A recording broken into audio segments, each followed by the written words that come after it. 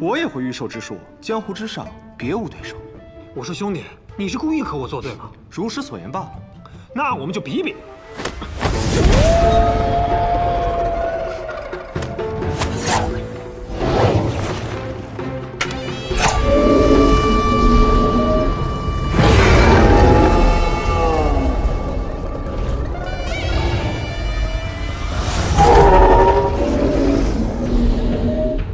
太乙狮子诀，他来自望城山。这一招我还是第一次见。看来这一次考生，真的都是卧虎藏龙啊！这玄门的高手都来我们大考凑热闹，看来我们学堂的威名已经震慑天下。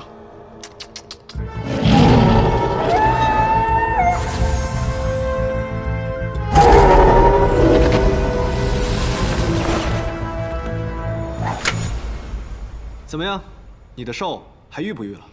不育了，告辞。那个，我可以。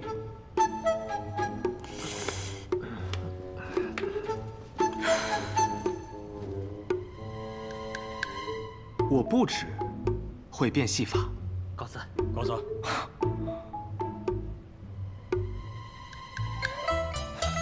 原来是你呀，赵玉甲。不选我，我可就走了啊。哎，行，我倒是觉得你这个小哥挺不错的，跟我们是一路人。那我们的队伍便算是成了。等等，姑娘，你虽然长得很好看，但我没有确定要选你哦。叶公子有什么打算？事关紧要，还是要谨慎一些比较好。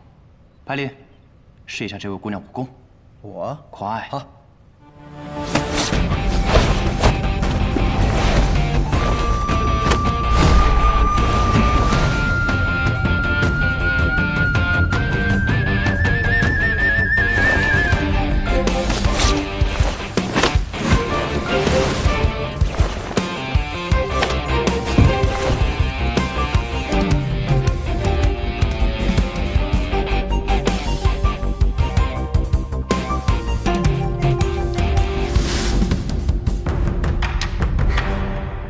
你的轻功不错，比那天好像要快了一些，不是普通的三飞燕。这是我自创的，叫一醉千里。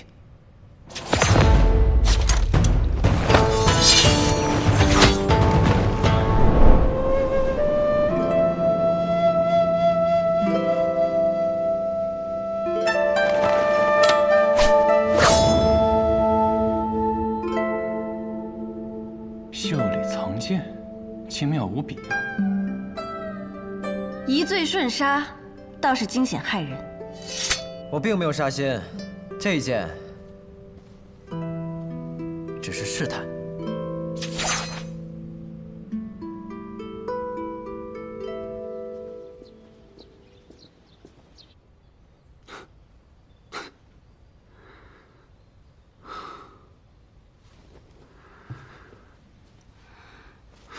做梦啦？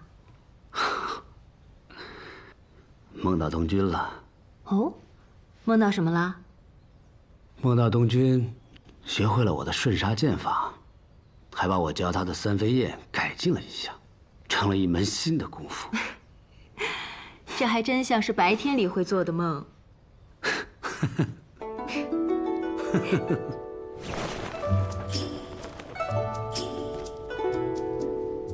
百里小公子，我这一招袖剑可算是过关了。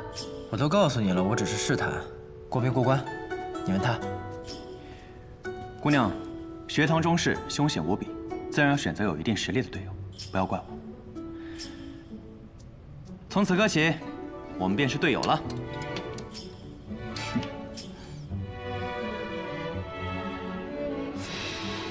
啊，他们4个竟然凑一块了，强强联手，胜算更大了。胜算大了吗？我怎么觉得是小了？师傅只收1名弟子，若他们赢了，你觉得师傅会选叶鼎之，还是百里东君？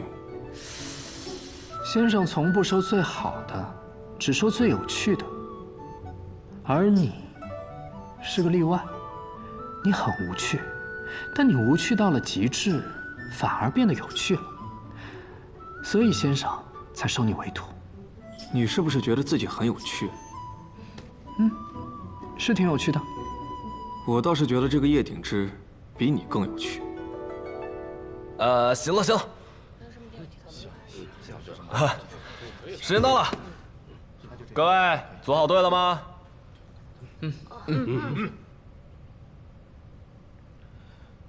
那我们下一场比试的场所会在哪里啊？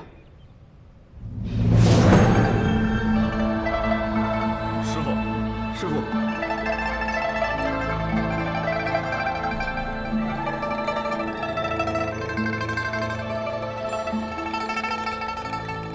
下一场比试的地点便是这整个天启城。那么何时开始呢？自然是现在。你们的百里小公子还着急考完试赶着去喝1月1次的秋露白呢。你还知道这个？我方才去了一趟碉楼小筑，取了这个月的最后一盏。哎呦，糟了，你恐怕喝不着了。嘿，你这老头儿，小心我给你抢过来！不可对先生无礼。哎，没事没事，少年不惧江湖老，这不是挺好的吗？好，那我便静候诸君了。但真是不给人一点喘息的机会啊！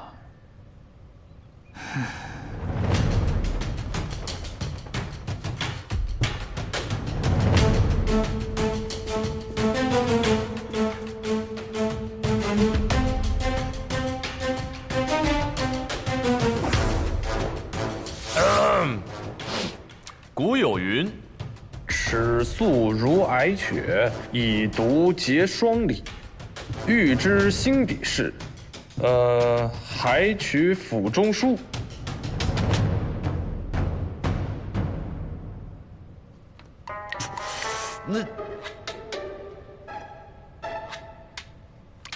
总之就是这鱼肚子里边有线索，分别藏着未申酉戌4个时辰。一会儿呢，你们每个小队派1个人上来，抽到哪个时辰出发得了。出发之前，墨尘公子会将锦囊交到各位的手中。对了，若是有小队最先找到最后的答案，这高台上的金钟就会敲响，到时候烦请各位考生回到学堂集合，明白了？那就来吧。为什么我们每队出发的时辰都不一样呢？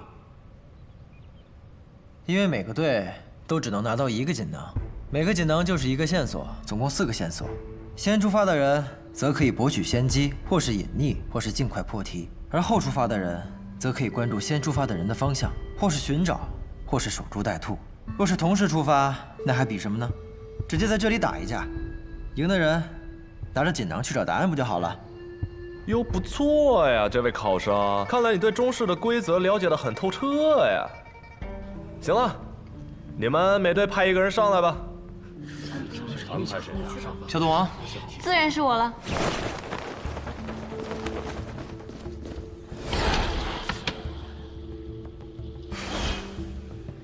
抽到未时的人是最早出发的那一波，可抽到戌时的人还要等3个时辰，在这3个时辰间，他们就可能已经找到答案，所以比试现在就开始了。申时，不错，率先出发难免会沦为众矢之的，申时不失为一个更好的选择。不愧是小赌王，厉害！你还挺会拍马屁的。你一定单身吧？闭嘴吧你！你说魏时会是哪一队啊？魏时，这儿。魏时，酉时，戌时，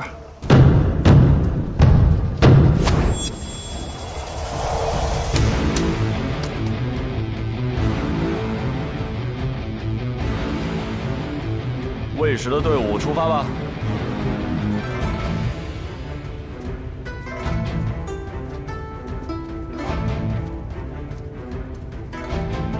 好可怕的对手，真是令人担忧。你有什么好担忧的？你又不用考试。赢了的人会成为我们的小师弟，可我不希望跟我们做师兄弟的是这个人。连我这样的师兄，你不都忍了这么久吗？我才是师兄。行，你是师兄，本来就是。你自己封的。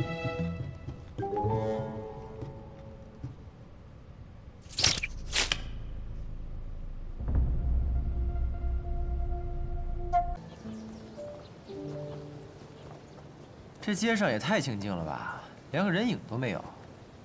今日学堂中事，自然提前清了场。不过话说回来啊，那个锦囊上面写着“君不见玄武临事”，玄武，到底什么是玄武啊？若真那么容易，还能算是中式？玄武，应该是玄武楼。玄武楼，不错，天启城最有名的藏剑阁之一，归属学堂所有。天启城还有藏剑阁，这么厉害，我怎么从来没听说过？小公子，你这么没见过世面啊？家教严。家教严，那便出发吧。大家已经出发了，再不走就来不及了。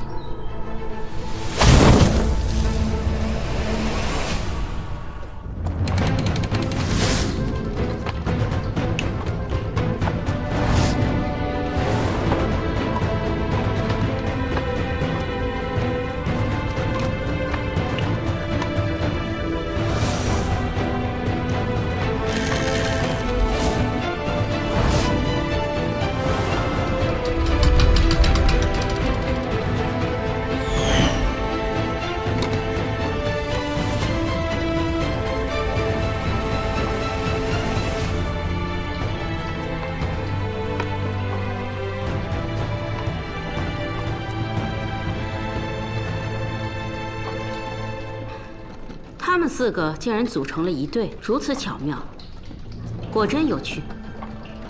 更有趣的是，这4个人都很有来历。有消息了。尹落霞，前赌王尹顺水之女，也是如今的赌王。她母亲是罗阳侯唯一的独女，因受不了好赌成瘾、四海为家的尹顺水而离开他。尹落霞一直跟着他父亲尹顺水，他的武艺一半是跟他父亲学的，另一半是跟他父亲的3个朋友，也就是江湖中的吃喝嫖赌4大邪徒中的另外3位。尹落霞身份清白，跟随父亲隐居后很少离开，也从未与天启城任何人接触过。他真是尹落霞？他上次露面还是志同模样，不过根据我们掌握的信息，有7成可能。其他人呢？叶鼎之，江湖散人，在有记录的行迹中，他第一次被人发现是在南爵，后来四处游荡。不过他应该是北离人，并且他很有可能是因叛国被满门抄斩的叶羽将军的幼子。他被偷梁换柱换了出来。他在南爵境内被人发现时，跟在一个人的身边，那个人是他的师傅。是谁？南爵第一高手剑仙羽生魔。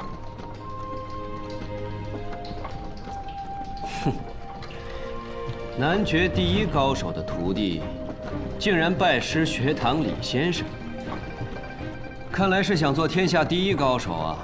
不过他和叶羽的关系是如何推测出来的？仅凭一个姓氏和出现的时机，未免有些牵强啊。当年叶羽将军叛国，乃是一桩冤案，而在背后陷害叶羽的，就是当年刚被封王的亲王。日前，叶鼎之和亲王有过短暂的接触，所以他应该是叶鼎之，但尚未确认，存疑。那赵玉甲呢？没有。没有。没有的话，就只有2种可能：一是这个人是凭空冒出来的，二是这是个假名。这个赵玉甲是个秘法造诣的高手。我们虽然没有查到他，但是我们查到了秘法宗门魁首望城山掌教吕素贞最小的弟子赵玉珍。据说他是望城山100年难遇的天才，但自从上山之日起，就再也没有下山过。所以说，这个赵玉甲很有可能就是赵玉甲。妙，妙啊！而且这个赵玉甲有举荐人。你能单拎出来跟我说，那就说明他这个举荐人来头不小。比萧若风如何？赵玉甲的举荐人是学堂李先生。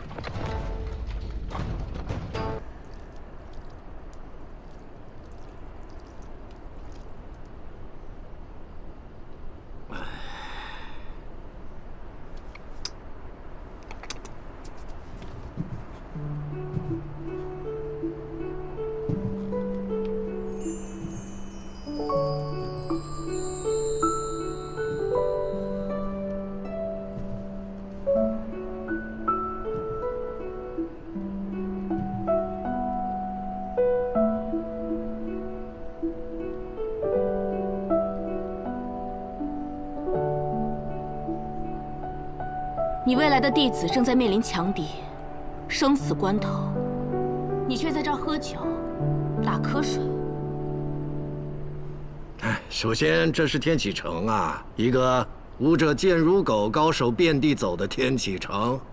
要说敌人有多强嘛，也不算强，因为最强的人是我，我才是天下第一。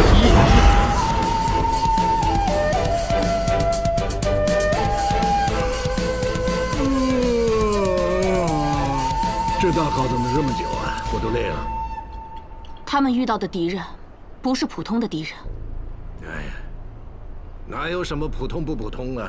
敌人就分成两种，一种呢，他要杀你；一种你要杀他。遇到你要杀的人，那就磨剑10年，殊死一击；遇到他要杀你的，那就不管怎么样，能活着就好。嘿嘿嘿。方才若风送来的消息，你猜到那些人是谁了吗？天外之天，方外之地，也是一个曾经的王朝最后的退守之地。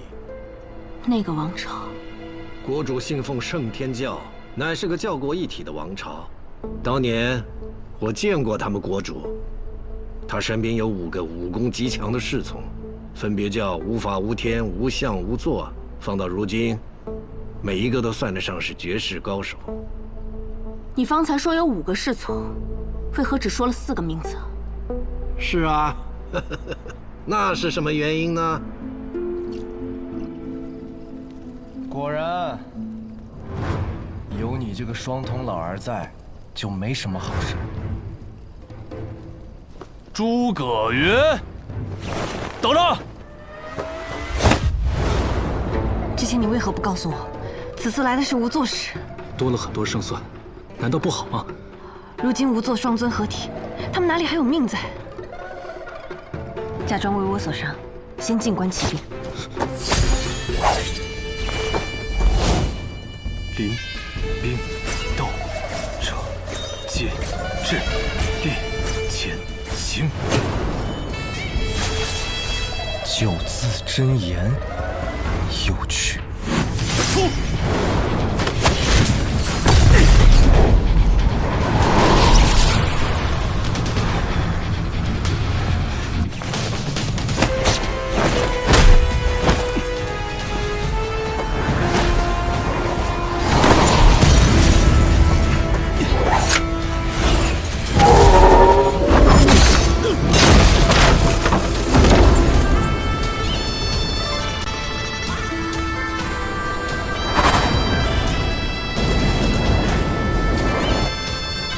这是不动明王功。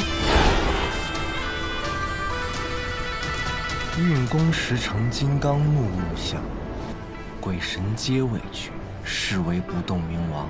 此功已爆发出自己身体里所有的能量，逆境杀人，是世间最蛮横霸道，却也是最伤人伤己的武功。你竟真的能变不动明王？我不信。那就打到你信。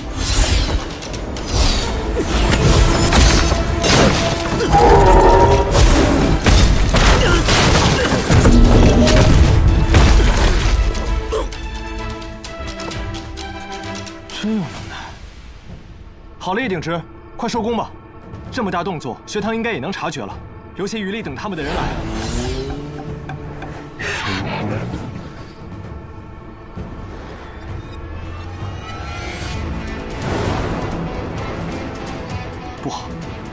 他要走火入魔了。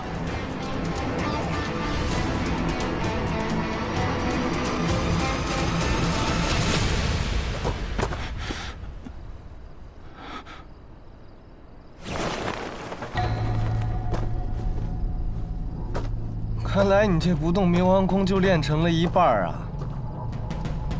那就莫怪老夫诛灭你这小神了。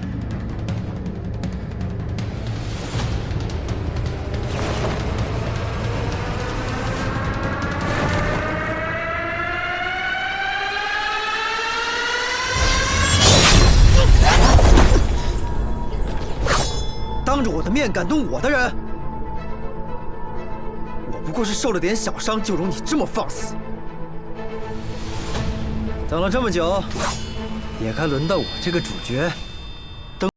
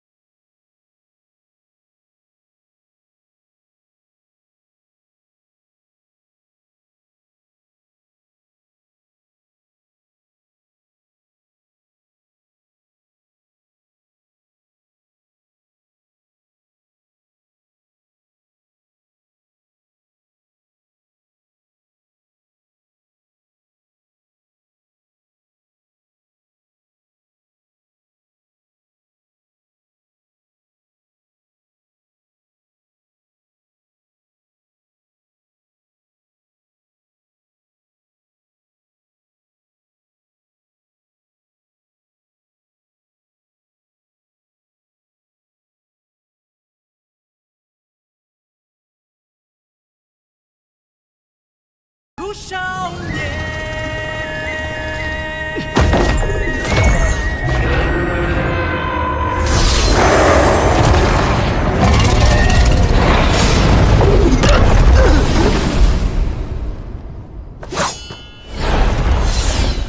我们会再见面的。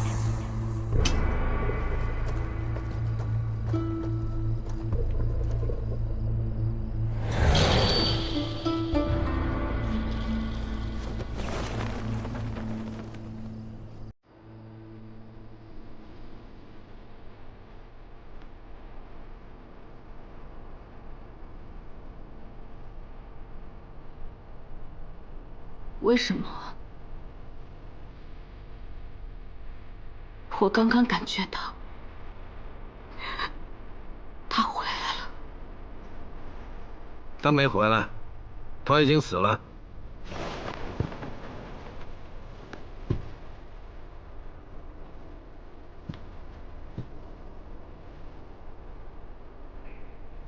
我知道。你不知道。他当时没死，在乾东城里面待了10几年。他是死在了几个月前，死前留下一个弟子。你刚才感受到的就是这名弟子的剑意。尘嚣不见，剑意永存，也算是慰藉吧。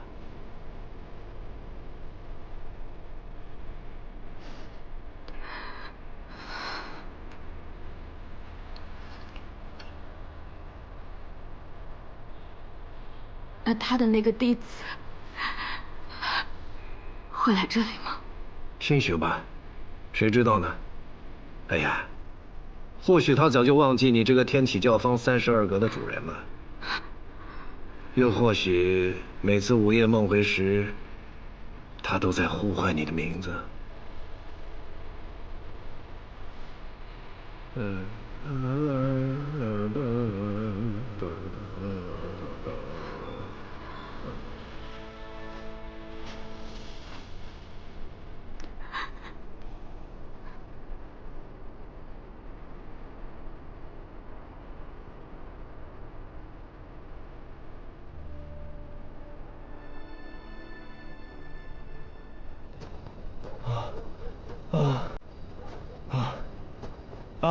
烦死了！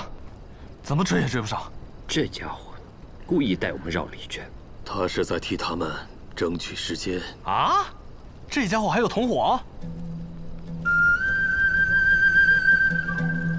哎，是柳月，他为什么突然召我们回去啊？只有一种可能，那就是师傅他准备接管这场考试。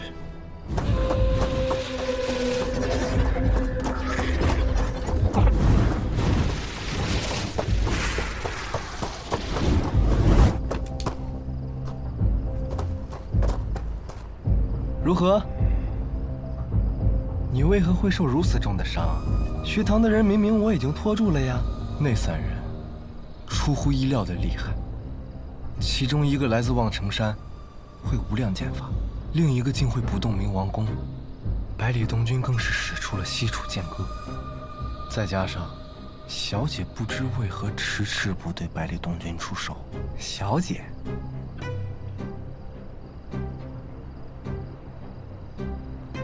带不回百里东君，我们怎么交代呀？无碍，无相氏还有后手。哥哥，有人。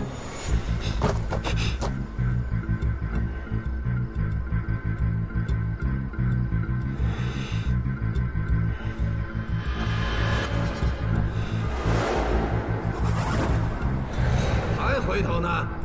这里呢？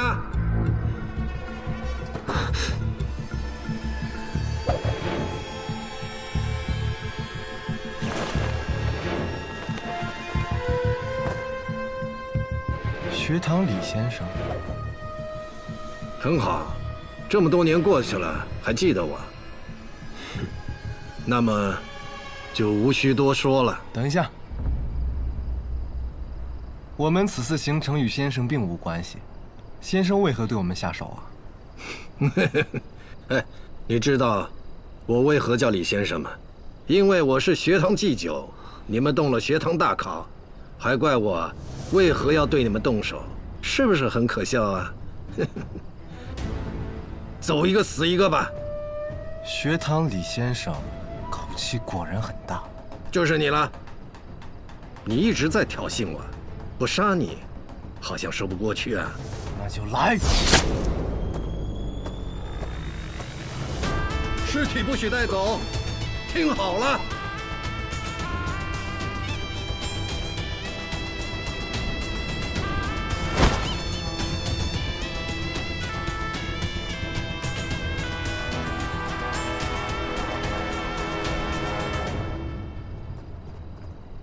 所以我们现在是不是应该去找其他队，去抢他们的锦囊？刚才诸葛云跑太快了，我都忘了抢了。没关系，我拿到了。你居然神不知鬼不觉地拿到了，真不愧是楚老千的行家。会不会说话？不对呀，一个队不是应该只有1个锦囊吗？怎么诸葛云他们有3个？他根本就不是诸葛云，那些锦囊定然也是从其他队里抢过来的，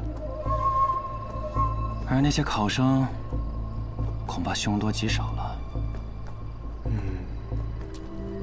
好了，现在抢那么多也没用了，至少我们很辛苦的活了下来，不是吗？姑娘方才若是不告诉我们，不作声的拿着锦囊就跑，说不定李先生最后1名弟子就是你了。不如我们先看看锦囊里的内容吧。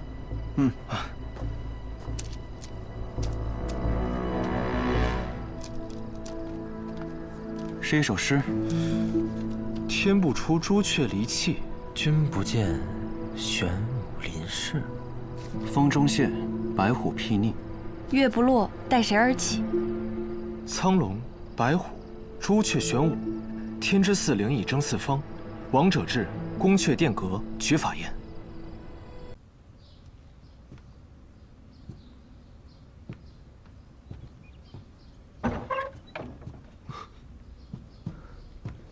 怎么样？百里东君没走那条路。什么？不可能！我告诉过小姐，那便是小姐没让他走那条路。闭嘴！小姐，小姐是什么身份的人？她怎么可能背叛天外天？小姐或许没有背叛天外天，但可以肯定的是，小姐现在的所思所想，也已不似之前那般。我不懂，我琢磨不透小姐。小姐还在天齐，你可自行前往去问她。不过现在有一件更重要的事情。什么？我发现了另一个天生五脉。另一个天生五脉，到底怎么回事？我未曾等到百里东君，但等到另外2位，其中1人在短时间内内耗尽过，似乎是用了不动明王功。不动明王功，没错。而在他与我交手之时，他再次强行使用了内力。倒是条汉子。不动明王功对修炼者的经脉极其严苛，要是在运功时耗尽内力，经脉必定受损。短时间内又强行催动内力，难道他是想下辈子做一个废人吗？这就是有趣的地方啊！我发现他的经脉并未损伤。天生五脉。我也是这么想的。只有天生五脉才能达到这样的经脉强度。那我们带他回去，不是也一样吗？他现在在哪里？景玉王府。景玉王府。传信回宗门，查一查这个人的来历。不动明王功，乃是南绝第一高手羽生魔的成名功法。此人的来历，应当也是非常有趣。对了，雨姬，自昨夜之后，无座双尊便失踪了。那可有找到教宗的标记？按说，双尊即便提前离开了天齐，应该也会秘书通知我俩，或是在路上留下标记。看来，如今的情况还不容乐观呢。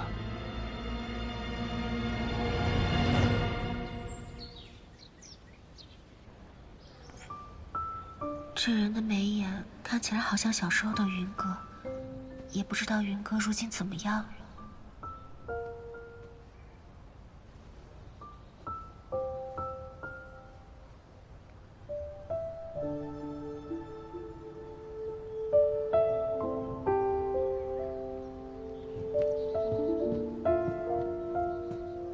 师妹，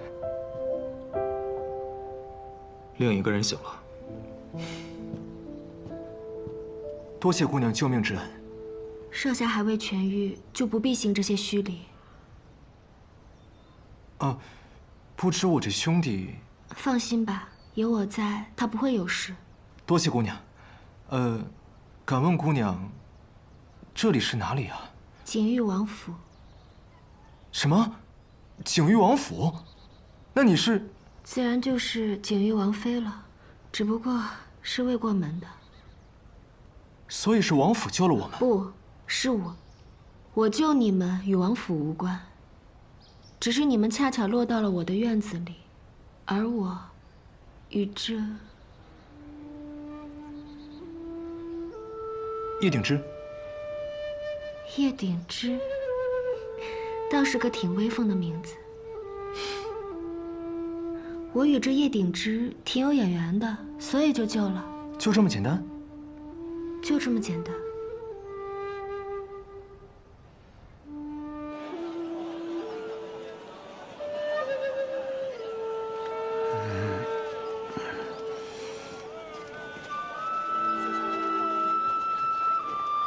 师父，师父。来了什么？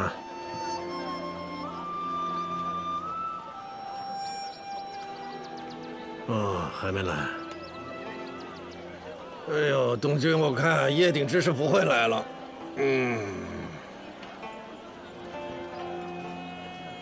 不可能啊！要不再等等，他一定会来的。不是，你们这都等1天了，已经。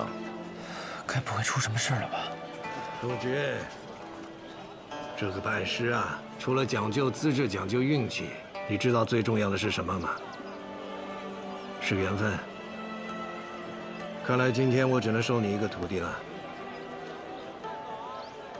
不行，我要去找他。哎。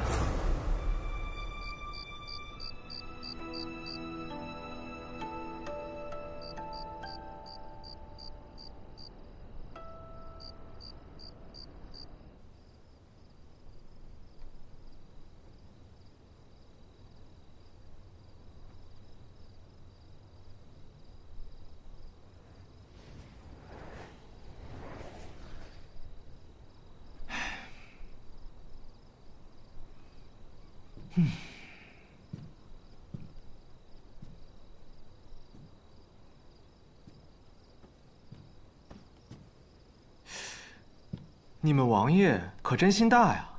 这偌大的别院，他也不来，只有王妃和王妃的师兄。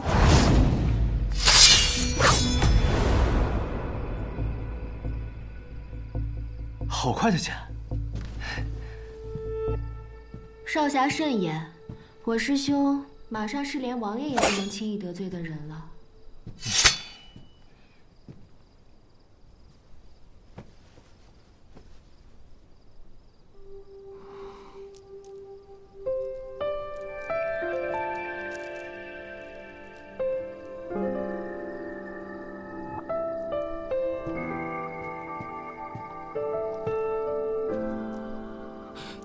师妹，师兄，你放心，我有数。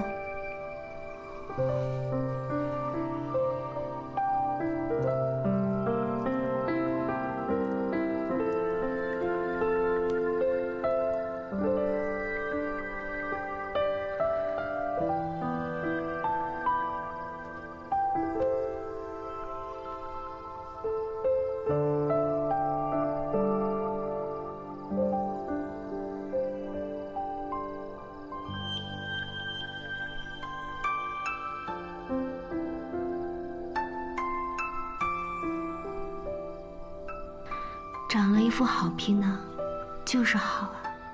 王妃何出此言？如果是你躺在这里，就喝不到这冰封水了。我长得也还算是玉树临风吧。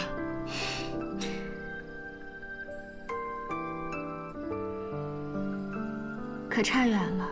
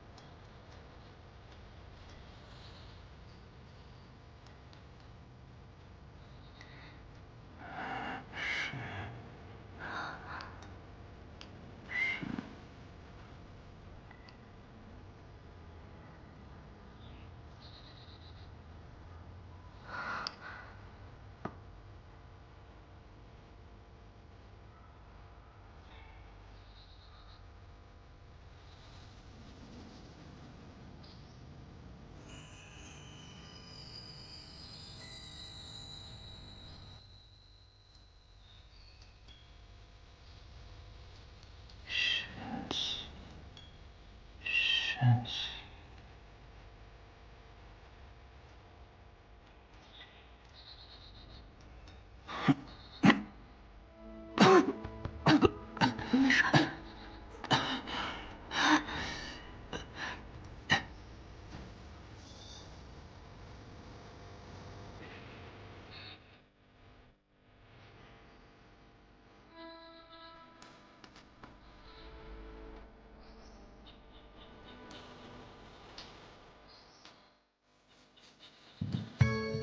叶兄弟，你醒了？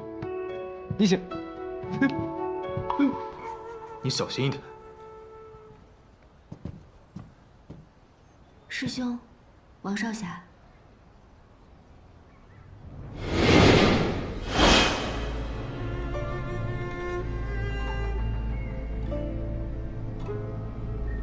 这位是洛清扬，是影宗大弟子洛清扬。我们曾经见过。他是洛清扬，那他……云哥在这里。他是我去。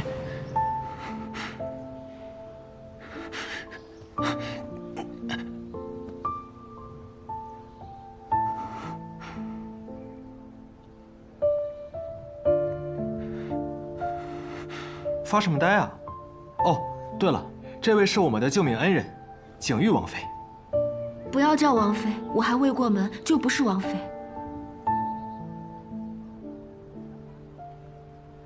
王少侠，你的伤好了吗？多亏王妃和洛兄及时相救，没有伤及内力，现在已无大碍了。那，外面没有高人在追捕了吧？怎么可能啊！皇帝陛下可是给我望城山御赐过至清牌匾，从来都是清清白白的，走到哪儿都是上宾以待。那晚只是个意外。那么，你为什么还不走呢？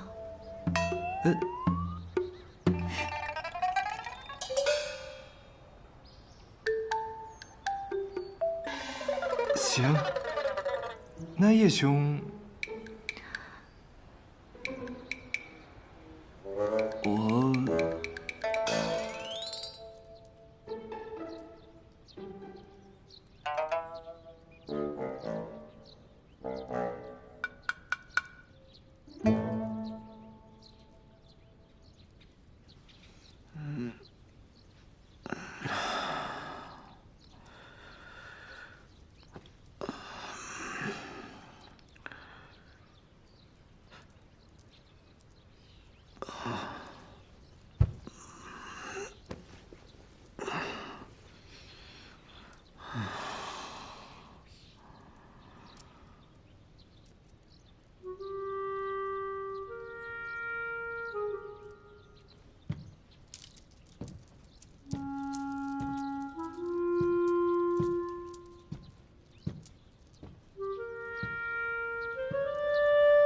你醒啦！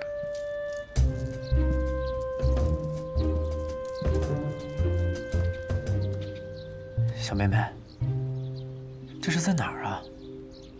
这是我家呀，我父亲把你带回来的。我当然知道这是你家呀，那请问你是谁呀？我叫李寒衣。李寒衣。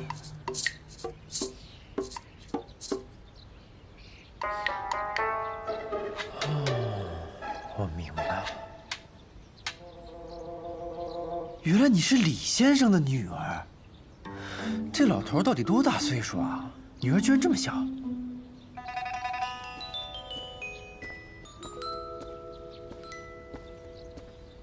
寒衣，客人醒了。阿娘。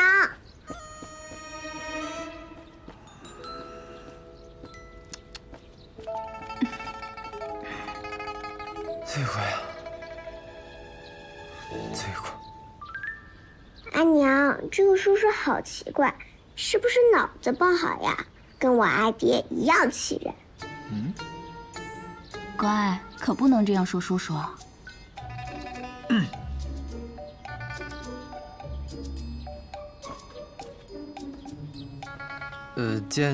见过师娘。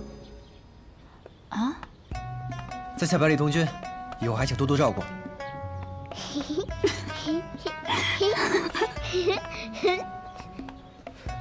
哎呀，我怎么都不知道我什么时候收了一个徒弟呀？这是我内人，这是我小女，这是我家，你个傻子！管谁喊师娘呢？我知道，虽然吧，按照辈分来说，你应该喊我师兄，但是我真不介意抬抬我的阶位。要不这样，你也甭喊我师傅，喊爹。如官，要不因为你女儿姓李，能闹这么大笑话吗？他是跟我姓。敢问嫂嫂姓名？建新种，李新月。哦，我听我舅舅提起过，那可是压了名剑山庄一头的铸剑世家呀。雷兄，你可以啊！没想到你在外面威风凛凛，回家竟然是个赘婿。那是。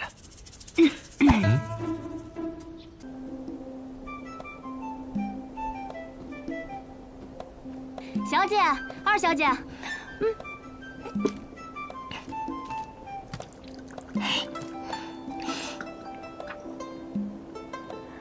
姐姐，鲜切的山牛、羔羊肉，还有薄如蝉翼的鱼片，男爵财产的凤菇，我先吃什么好呢？先吃什么好呢？我就知道阿姐对我最好啦。知道二小姐心心念念着，小姐一大早就暖好了锅，炖好了肉。那当然了，她可是我阿姐。不着急啊，好吃的可多了。姐姐这次去了好多好玩的地方，带回来好多新鲜玩意儿。江南的3米花糕，顺丰的9曲花肠，你想吃什么都有。姐姐，我都想吃。哎，你们这次去柴桑有遇到什么好玩的事吗？据说那里繁华至极，还盛产美酒。阿姐，你有带回来吗？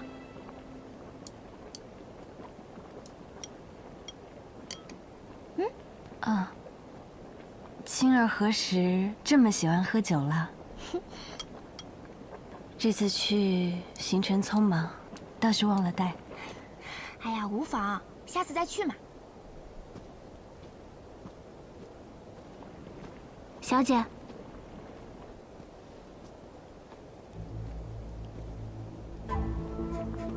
小姐，二小姐，是莫奇轩呀，坐下来一起吃啊。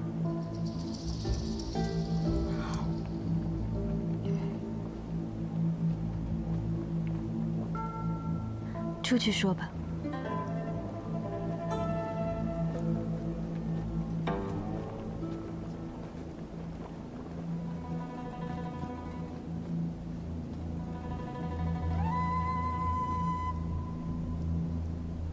何事？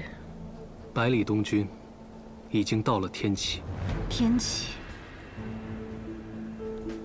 现在这个时节，他是要……没错。学堂大考。仙儿，有什么事儿，阿姐他们需要出去说呀。你们此次出行有遇到什么事儿吗？阿姐总是心事重重的。小姐她……哎，仙儿，你待会儿再去帮我拿一盘羔羊肉，那个肉太好吃了，还有那个凤菇也拿一点。知道了，知道了。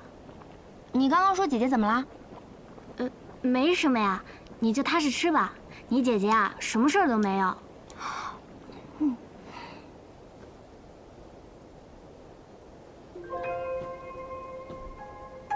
小姐，不能再犹豫了。他若是真的进了学堂，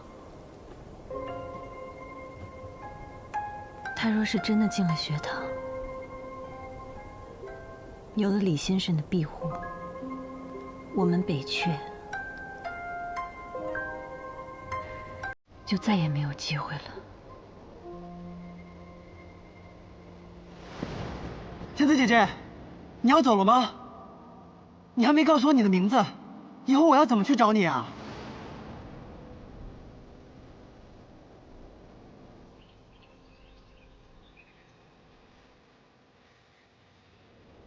风声窗棂，江湖潇潇雨，星辰变幻烟火里。天下有几人可舍去意？好起落座相逢皆知己。待我策马仗风衣，天涯任浪迹。前路纵然如迷不停蹄，留情乘风也愿远去。今夕是可惜，怒马现一尘阴气。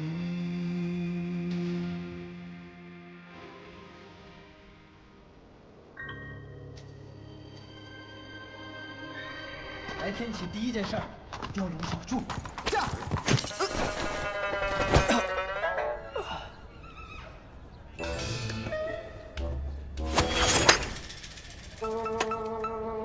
谁呀？竟敢在背后偷袭本小爷！雕楼小筑的秋露白，你刚刚说想喝，现在还想喝吗？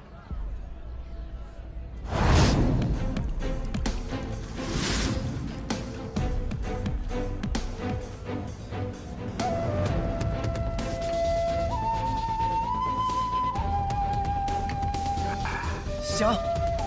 嘿嘿，我不让你喝。哎。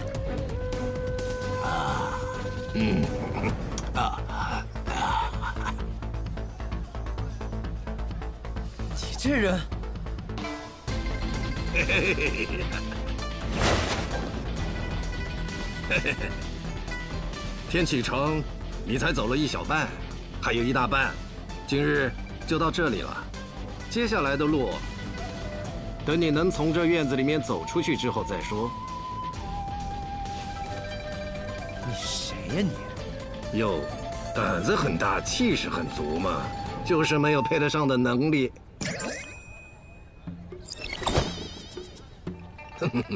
一马关进天启城，还早了些。这个青笋也超级好吃，一会儿再给你拿点。嗯。姐姐，你快点儿，我都快吃完了。嗯，这羔羊肉可好吃了，你多吃点，我让仙儿待会儿再去拿一盘。嗯。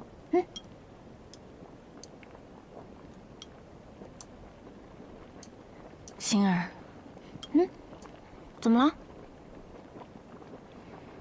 我呢，要去一趟北离的天启城。你在天外天替我遮掩，瞒过无相使。什么呀，阿姐，你刚刚回来又要走，我就知道莫奇轩来准没好事儿，我以后看他一次打他一次。青儿，乖，我不听了，我今天是聋子，什么都听不见，我只吃东西。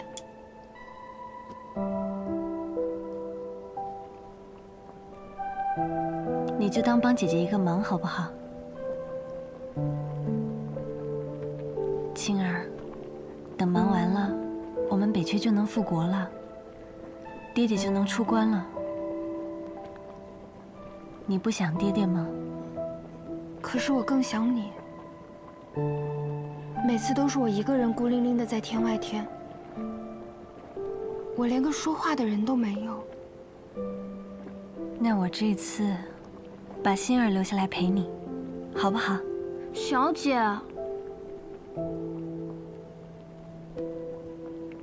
青儿，去吧，早些回来便是。阿姐，你答应我，你一定要早些回来，不要让青儿等你那么长时间。好，我答应你。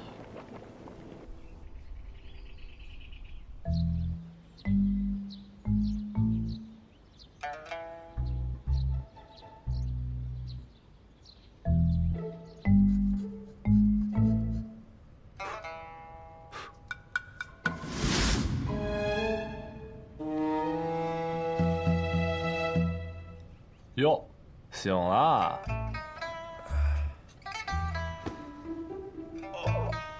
哎，悠着点，这下可让你睡了一整个白天呢。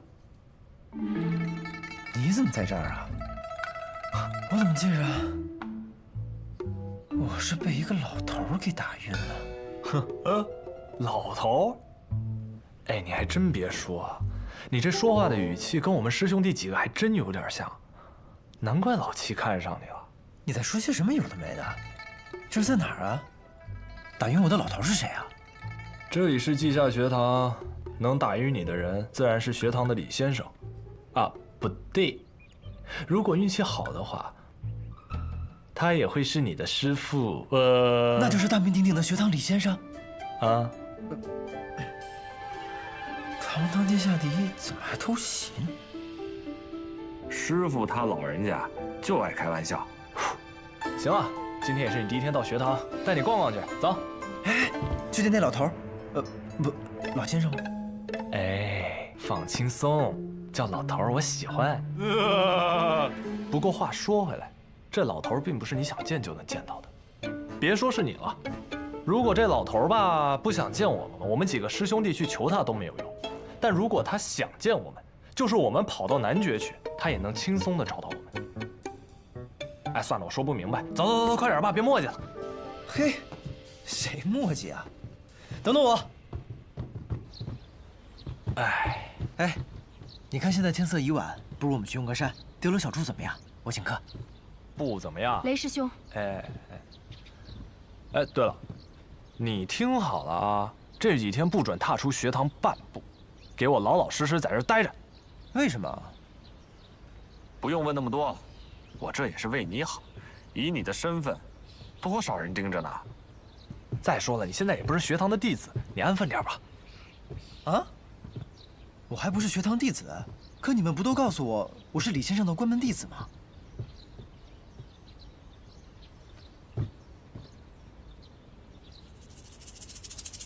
孩子，谁给你这样的勇气和自信呢？你不过是老七找的一个备选罢了啊！雷师兄，雷师兄，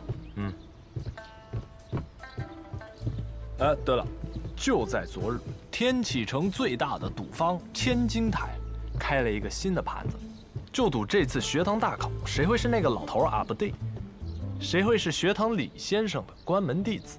虽然吧，你的名字呢还没有被世人所熟知，大家都以小先生所选代替，但是赔率出来了，1比1，1比1。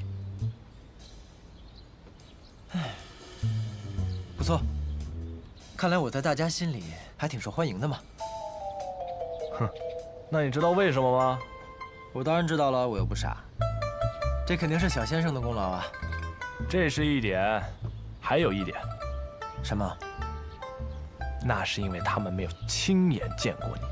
这千金台的涂大爷吧，虽然刚继承家业不久，年纪也不是特别大，但他的眼睛是雪亮的。但凡他看过你一眼，这个赔率肯定得改。你什么意思？自己品。雷师兄，哎，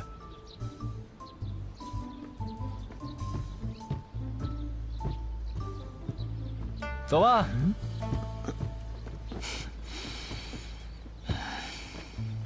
这就是小先生和雷师兄带回来的那个，好年轻啊！当然年轻了，小先生才多大？小先生天纵奇才，谁能和小先生比啊？那他带回来的这传说中的关门弟子，可不得和他不相上下。哎，雷梦山，万一我最终没被选上，那我该怎么办？没大没小。若是师傅没有选上你的话，不用灰心。内院还有其他12位师范，他们也收徒的呀。万一他们哪天看上你了呢？应该不太可能啊。但是你也不用那么灰心。你想想啊，再不济咱们上外院去啊，外院大，好进。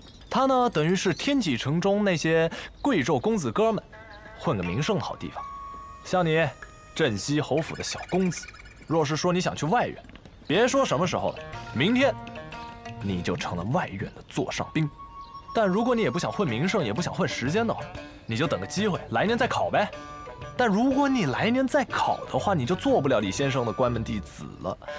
所以说我这么气势汹汹地杀到这里，很有可能再垂头丧气地滚回钱东城。没错。为什么我来之前没人告诉我？我们没说吗？不对，你这事儿不能怪我。你在来天启城的路上，你就已经展现出一副天启城是我要施展拳脚的地方，我已经准备好粉墨登场，而我跟萧若风只能起立鼓掌。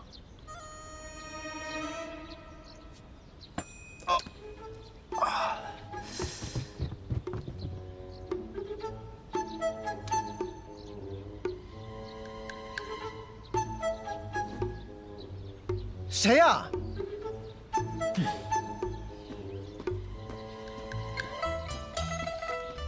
这都躲不过，上外院去吧。哎呀，叔父，有了念力就是不一样啊！感觉全身都暖洋洋的。哎，莲梦莎今日来学堂了吗？卓墨公子的动向我怎么会知道？没大没小啊！怎么了？今日突然有事找我啊？我有个好消息告诉你。哎呦，巧了，我也有一个好消息要告诉你。真的？你先说。来，初试的题目出来了。出来了？是什么？4个字：文武之外。嘿，嘿，嘿，嘿，嘿。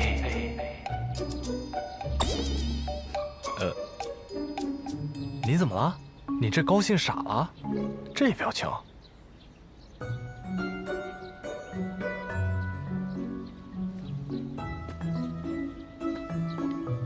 不是，那你文不成武不就的，这文武之外真挺好的。文武之外？我练了这么多天武功，你告诉我文武之外？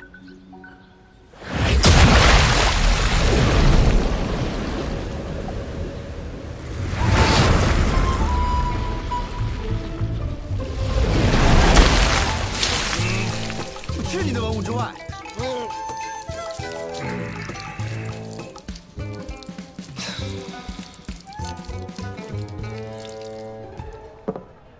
真是奇了怪了，文武之外，不考文也不考武，那这算什么考试啊？那你说这选拔的是什么呀？或者是啊，谁长得美，谁就能进中试？哼，兄台此言有理。那柳月公子据称是容颜绝代，说不定就是谁长得美就符合人家要求呢。那，旁边这位小哥容貌俊秀，若去参加考试，那必定能通过呀。确实气度不凡呀。谈。哎，客气客气。文武之外，倒是有趣。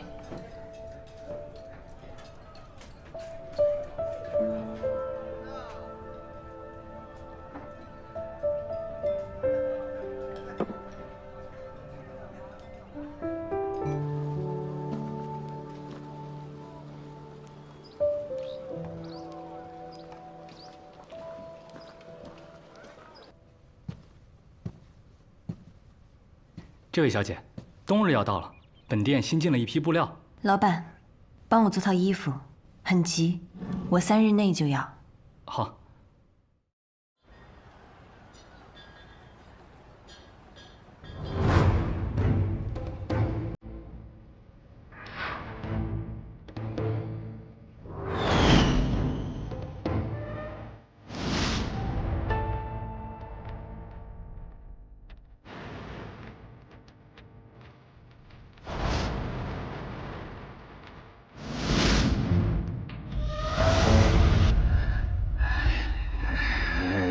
行。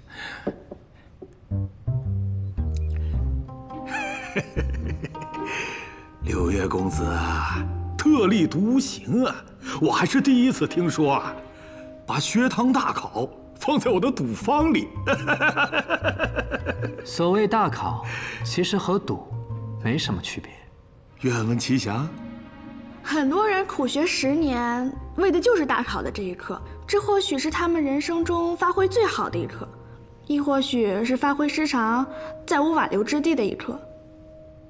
赌博呢，也是如此。不上到赌桌的那一刻，谁都不知道会发生什么；而上了赌桌，这胜负才刚刚开始。精辟！除非出千。怎么？有人敢在你这千金台出千？当然不会。所以我们今日在此大考嘛。柳月公子啊，果然不同凡响啊，妙哉，妙人呐！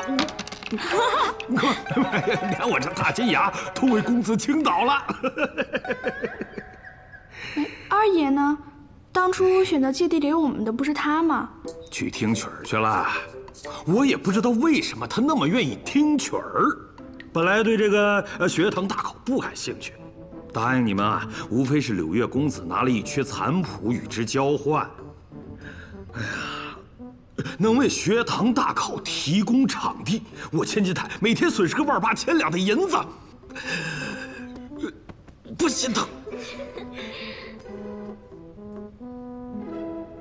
涂大爷的损失，学堂明日自会派人送来。这就是学堂的嫉妒啊！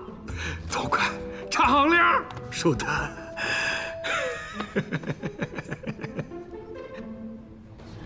加油！加油！加油！加油！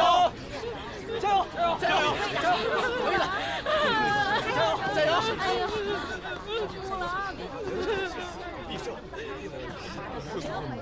是会的，没问题的。小爷百里东军驾到！相信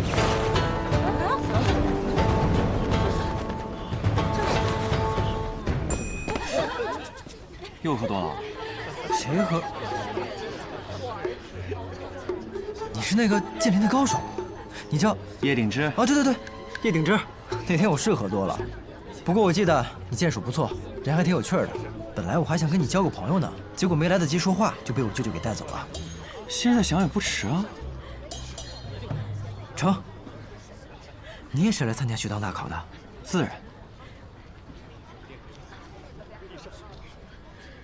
参考学员即刻入场。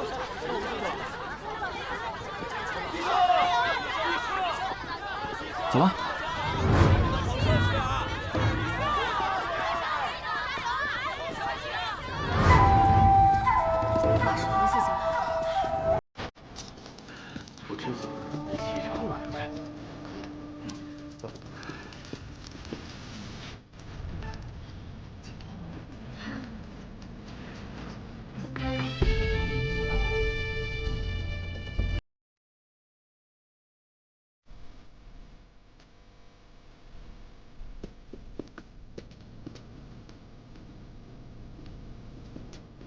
这莫非就是雷莫莎此前跟我说过的什么赔率？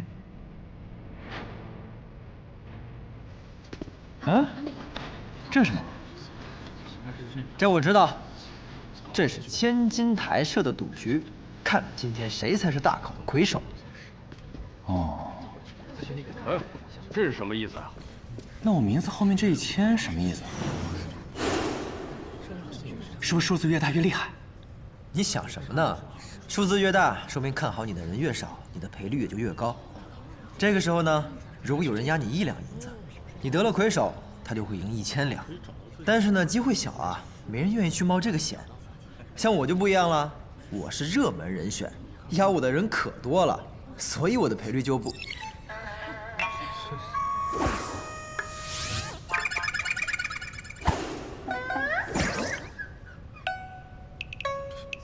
然也是1000。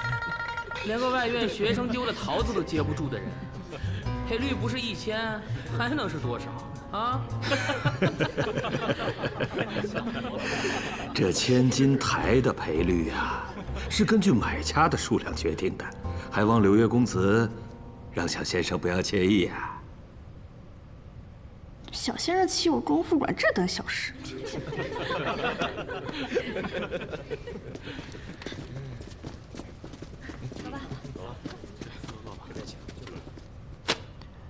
开始吧。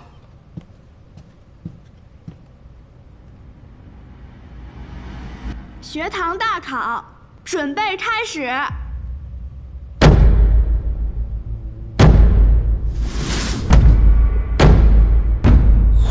所谓文武之外，便是请诸位在文和武之外展露一下自己在其他方面令人惊艳的特长。时间为6个时辰，在这6个时辰内，如果有人觉得自己可以交卷了，告诉我们你要展露的是什么，我们呢便会派出相应的考官来进行考验。若通过了考验，即可进入中试。每位考生都配有1名助考士，诸位可以让自己的助考士去千金台外取展示才艺所需要的东西，可有异议？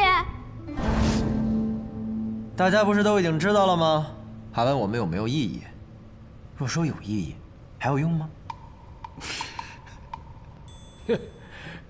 这傻小子，没有用。开考吧。开场。倒有些午时3刻即刻行刑的意思。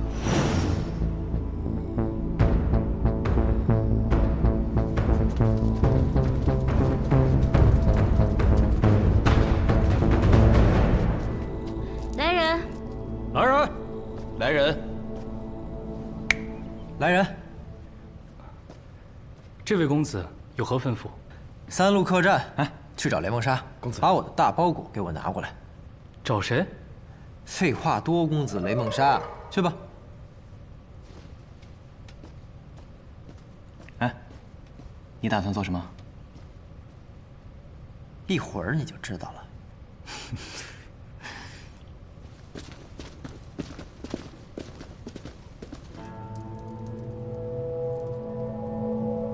王爷，助考师都已经出发了。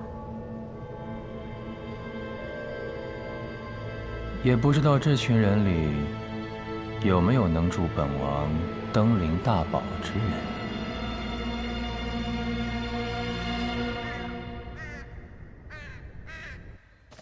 今日学堂大考。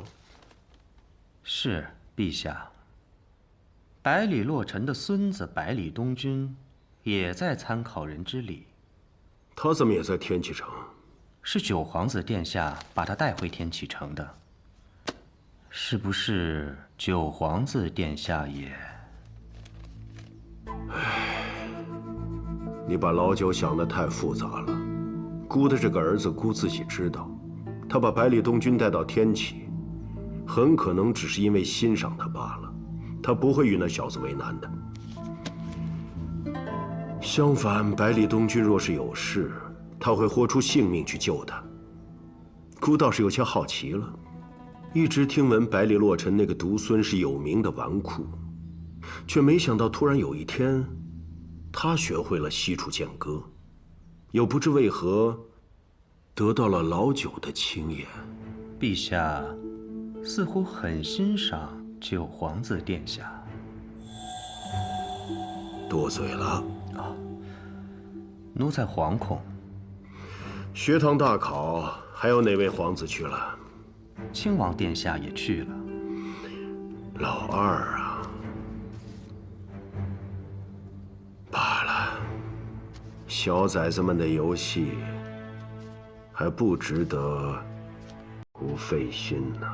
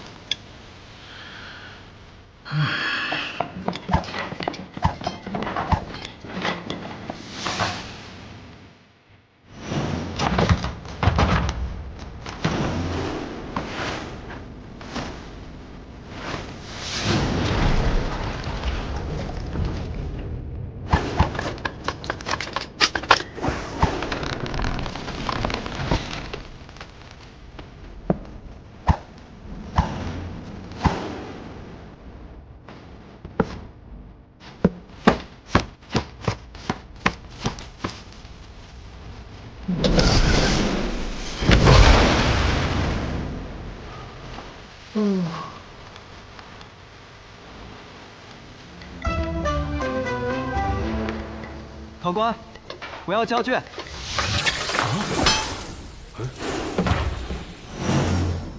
哟，还真有这么快的？你叫什么名字？教的又是什么？在下白衣门段白衣，自幼研习骑术。这文武之外，在下要教的就是骑术。可以，请公子赐教。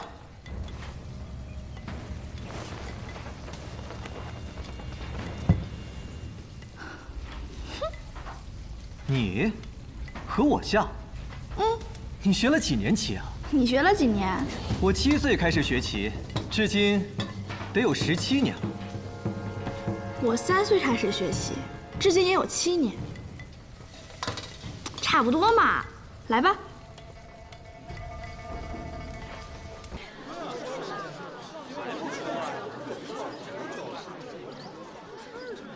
哎，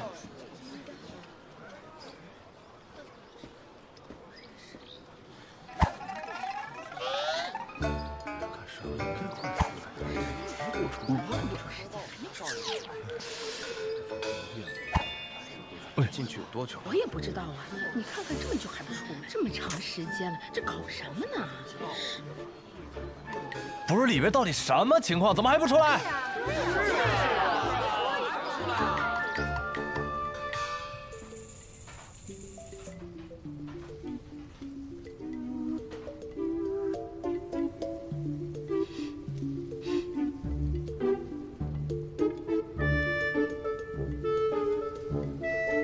一个时辰到了。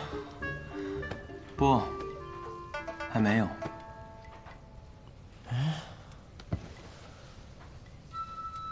可我看这香已经烧了过半了呀。这不怪你，这周围的时间、空间流转，都因为某些原因变得混乱了。我刚才明明倒了一杯啊，怎么空了？是奇门遁甲。奇门遁甲？没错，学会奇门遁甲，来人不用问，此方天地一切逻辑都由布阵者决定。我的菜怎么糊了？我的花呢？这怎么了？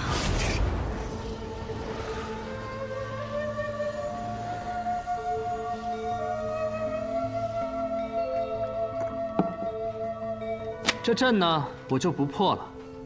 有此等功力，可过。诸葛云，在公子面前献丑了，谦虚了。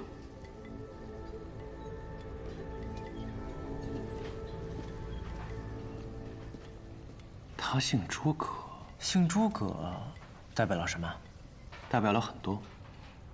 就像你姓百里，就代表了一些东西。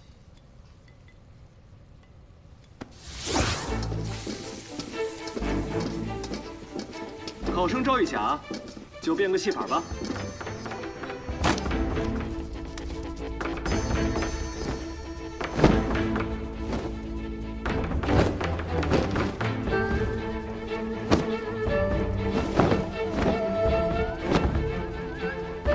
又来个变戏法的，赵玉甲，我还赵玉珍呢。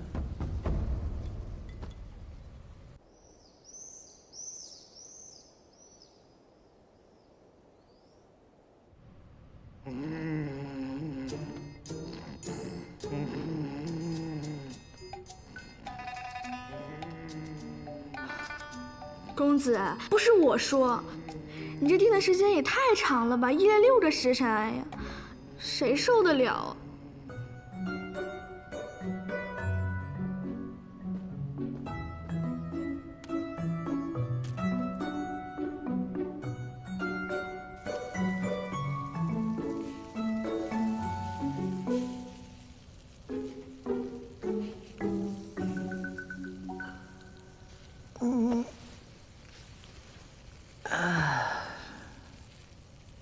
时间掐的倒是挺准啊。这你就不懂了吧？这叫熟能生巧，多被师傅打几回你就知道了。我看你的羊腿也快好了。可不，就等你的酒好了，便是美酒配佳肴。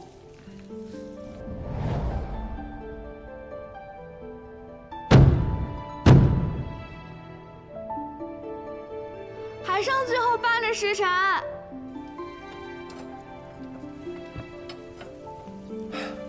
到时候了。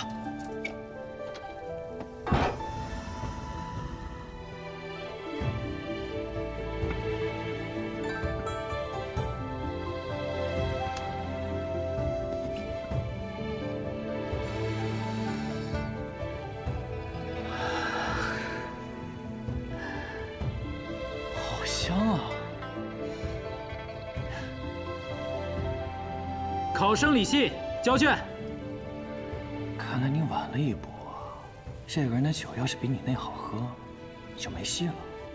没有人的酒可以比我的酒好喝。你很自信？那是必须的，因为我和那人约定好了，他做那剑中天，我当这酒中仙，未来酒仙的酒，怎么可能输在这种地方？你也还记得？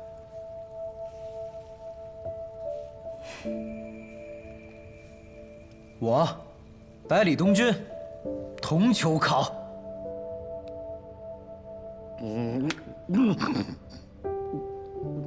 就喝是吧？这位考生，现在场上就剩你一人，你、我，还有涂大爷，不如我们3人一起评判这场对决，如何？求之不得。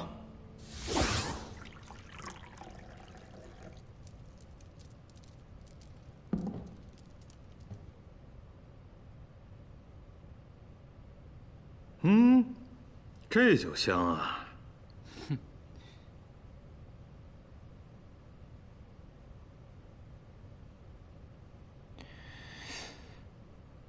好酒，比我们千金台的金银水也毫不逊色啊！不错，确实好酒，酒香醇厚，入口绵柔，不是凡品。那就尝尝另一杯吧。这酒晶莹剔透，也没有什么酒的香味儿。如果你不说这是酒，我还以为是水呢。不过闻起来倒是清香沁脾。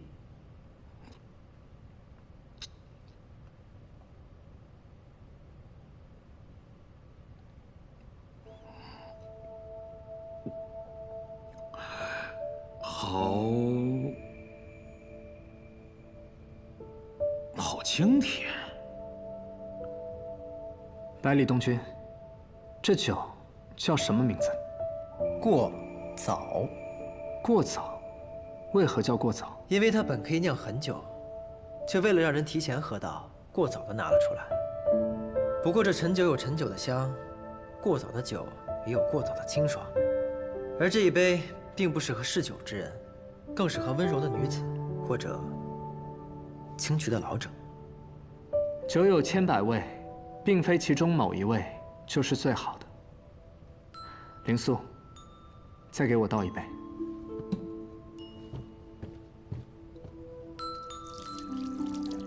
这位小兄弟，我能不能再来一杯啊？欲求必有。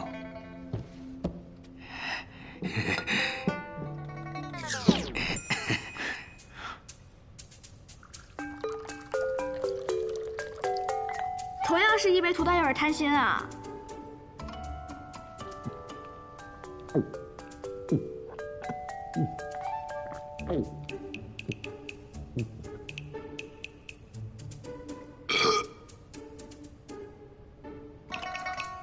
好熟悉的味道。涂大爷喝过这过早酒？我不知道什么叫过早不过早，我只知道这酒里啊，有娘亲的味道。从小娘亲每年都会给我酿这种酒。我想我的娘亲了，失态了，失态了啊！这酒也让我想起小时候，竹马成双，早得刚刚好。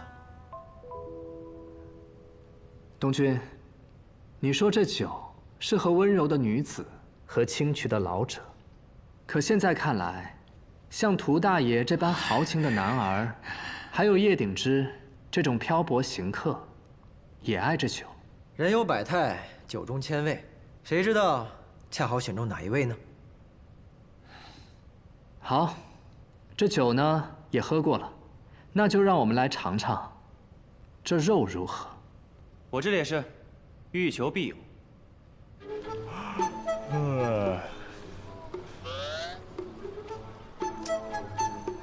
柳月不让我进，你们也不让我进，我还是他师兄呢。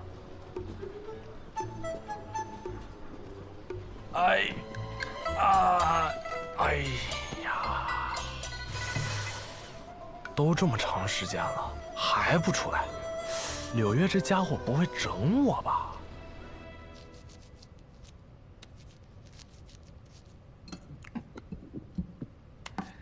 尝尝吧，诸位。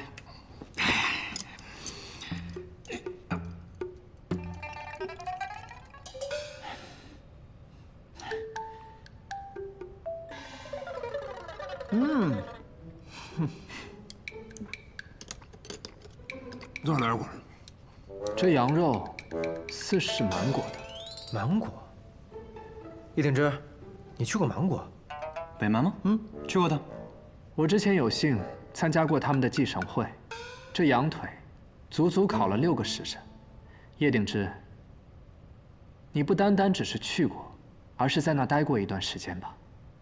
这羊腿的火候、步骤，可不是去过的人能够烤出来的味道。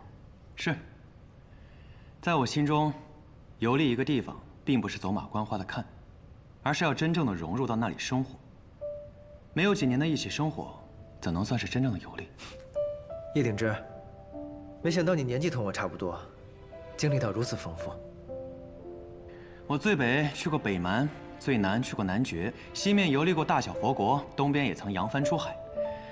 这世间之大，我只怕去的不够多，去的不够远。哎，你还真像我儿时的一位朋友啊！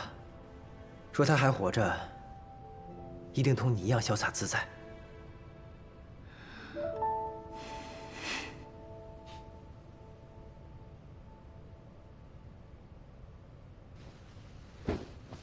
所以，柳月公子什么时候能给我个答复？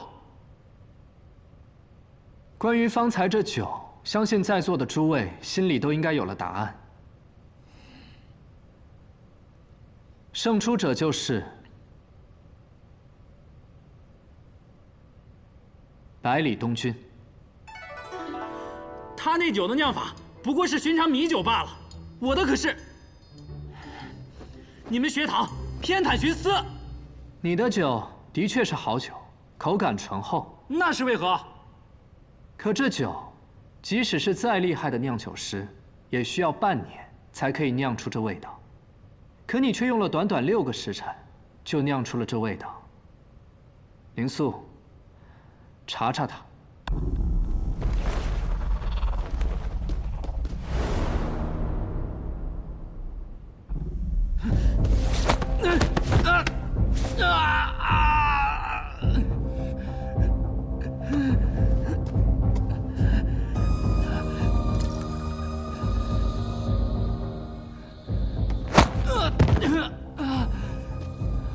公子，此人应是用壶里的酒替换了现场酿出来的酒。名字里带个信字，却做出如此卑劣之事，赶出去！来人啊！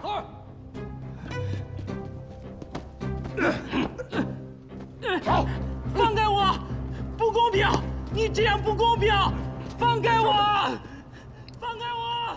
我不管你们什么规矩啊，但是我觉得小兄弟这过早酒就是比他那杯好喝。既然这酒已经判定了，我的肉也已经吃过了，那便请柳月公子也给个评判吧。学堂出事，时辰已到。百里东君，叶鼎之，过出世。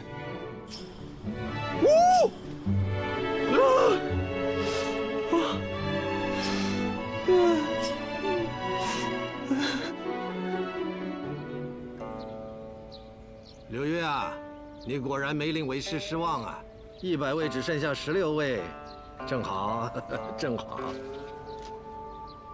师父吩咐给的任务，弟子自然是要尽力完成。辛苦你了，那你好好休息休息啊。接下来的中事呢，我让雷儿和莫武去做就行了。不，弟子愿意去。这可真是破天荒了。你什么时候开始对这件事情感兴趣了？因为这次大考，出现了很多有趣的人，所以弟子很期待他们会为学堂带来怎样的惊喜。而且什么？我想收一名做弟子。真的？哎呦，那以后咱们师徒俩会不会争起来？不会。徒弟自然是抢不过师傅的。更何况，他们中有人武功很高。有多高啊？高到我没资格做他们的师傅。这首诗既然以四兽为题，那答案便应从四兽中找。苍龙、白虎、朱雀、玄武，如今有其三。那苍龙呢？我知道了，答案就在苍龙。月部落带谁而起？我们要去的是龙起之地。龙起之地？青龙门啊。天启城有4座城门，镇守四方，而青龙门就在皇宫之外。只不过，青龙门有2条路，我们该走哪一条啊？青龙之门，左生右死。小姐，引百里东军往右。快走！百里东军！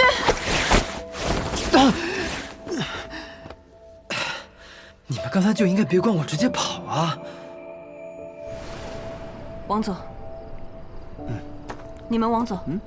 我往右走，分散开来会好一些。怎么能让一个姑娘走一条路呢？我往右吧。不如我们……不可。为何？方才那些人，不知是什么来路，难免会在路上设下伏击。你们都受了伤，我伤势较轻。我往右走吧。姑娘和东君往左吧，我和一鼎之往右。放心吧，即便是这种情况下，能打过我们联手的人，也屈指可数。确实如此，这样也好。走吧。走了。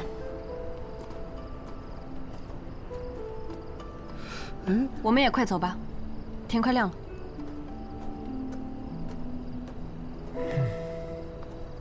不是，这为什么不能一起走啊？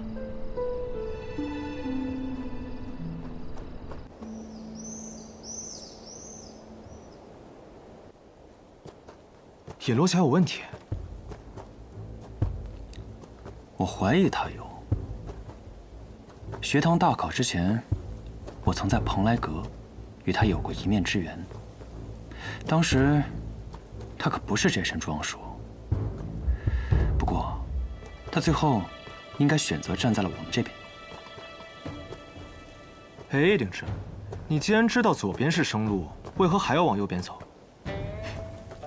你猜，等右边的人发现不对，来不来得及赶到左边呀？我可不敢赌。那尹洛侠呢？他往这边不也一样？他背叛了他的组织，等待他的，或许只有死路一条。看不出来啊，叶兄弟，还挺怜香惜玉。过奖了。人帅心善。见不得救了我们一命的人枉死而已。哎，对了，你是吕素贞的徒弟，那你为何要参加学堂大考呢？受人所托。你呢？不动明王宫，你是羽生魔的徒弟，怎么不满足于男爵第一，来拜天下第一？没有，想来看看卧虎藏龙的天启，顺便瞻仰瞻仰李先生。与其说是卧虎藏龙，不如说是吃人不吐骨头，你说是不是啊？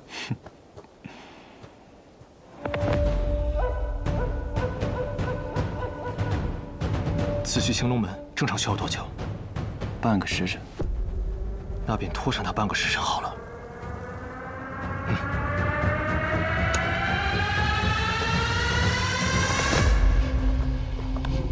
也不知道是他们先到还是我们先到，这到时候收徒怎么算啊？总不能再打一架吧？百里东君，我们到那儿还要多久？半个时辰吧。太慢了，再这样下去，你可就要辜负你的兄弟为你父显的一番好意了。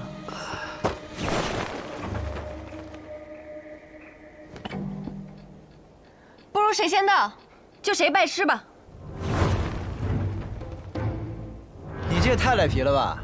论轻功，我还没输过呢。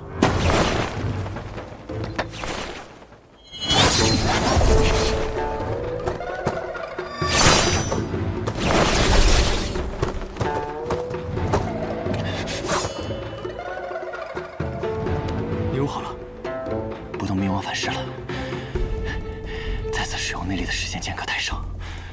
你方才内力耗尽过，不过我们交手时，筋脉并未损伤。能达到如此经脉强度的，你也是天生五脉。什么东西啊？他说你是天生五脉，你知道这是什么吗？不如你跟我回去吧。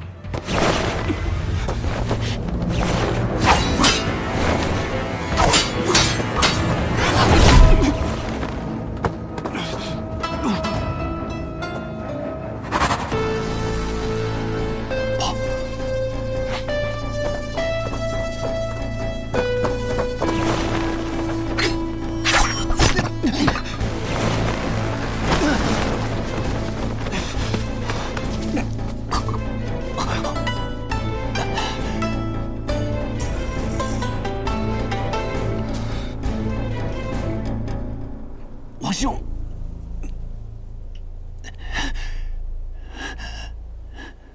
你们是谁啊？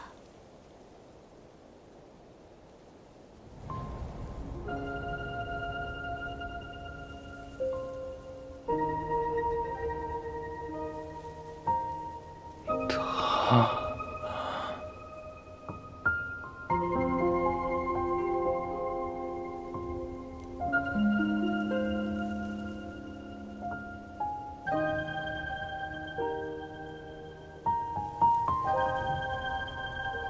这人看起来好面熟。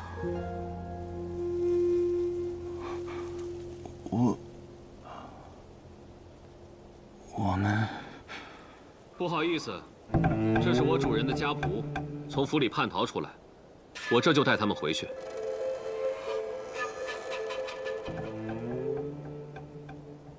世间哪有穿成这样的家奴，又哪有武功如此高强的管家？姑娘，我劝你不要多问。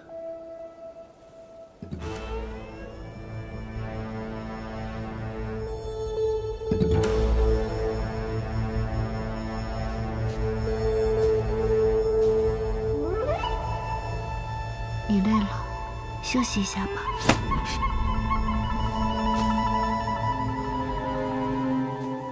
你走吧。你说什么？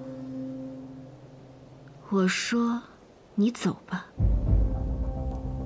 如果你坚持要救他，我会杀了你。哦，那就要看看你有没有这个本事了。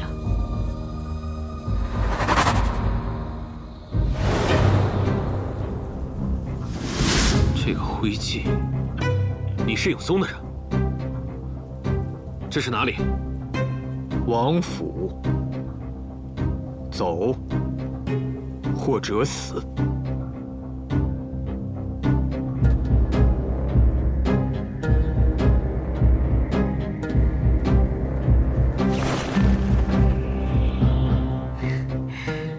师兄果然厉害，他竟然被你吓跑了。不，他很强，我也未必能打赢。他忌惮的是你的身份。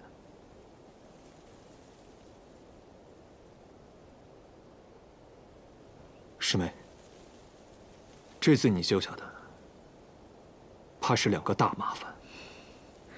我乐意。师兄，你可千万别跟我说出去了。好。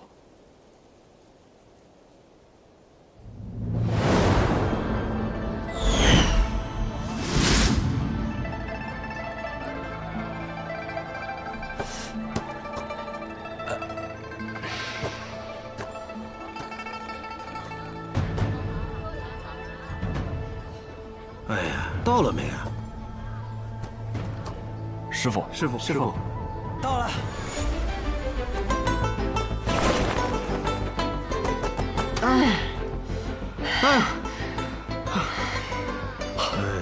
当年我这些徒弟拜师的时候，个个白衣如雪，风度翩翩的。你看看你们俩，真是差远了。当年他们拜师的时候，又没有人追着要杀他们。哎，你们两人一起来，谁要拜师啊？弟子尹落霞，此次大考全靠其他3人庇护，走到这里已是幸运，不敢求学堂收入。尹姑娘，百里东君，我就送你到此了，告辞。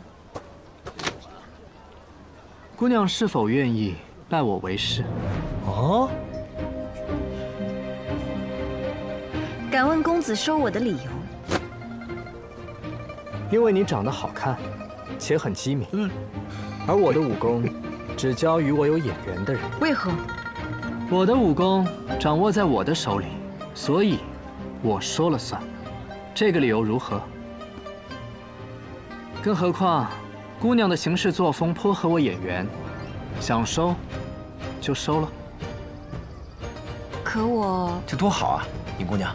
不是吧，不是吧，柳月，你还真要收徒啊？师兄，我都还没有收徒呢。按照辈分来说，应该是我先收才对吧？你想收就收，但大嫂应该会把你埋进剑冢里吧？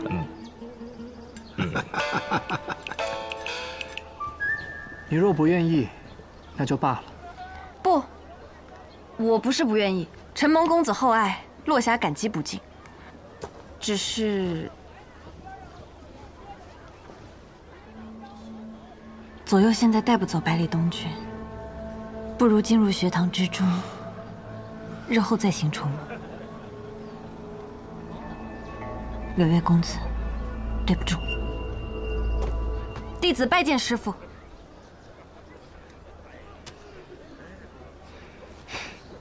哎呀，拜个师有那么麻烦吗？喂，小子，你呢？我？我先不拜，我等人呢。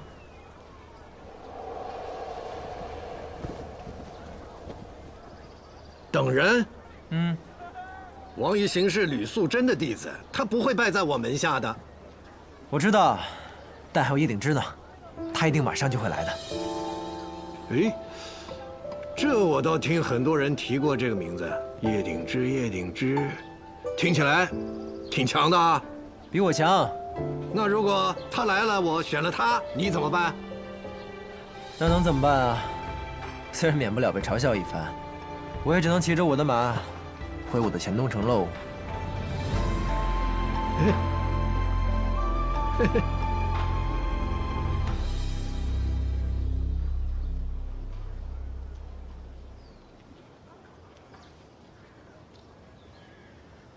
你先来的，我给你一个机会。你觉得，如果你们两个同时在我面前，我应该选谁？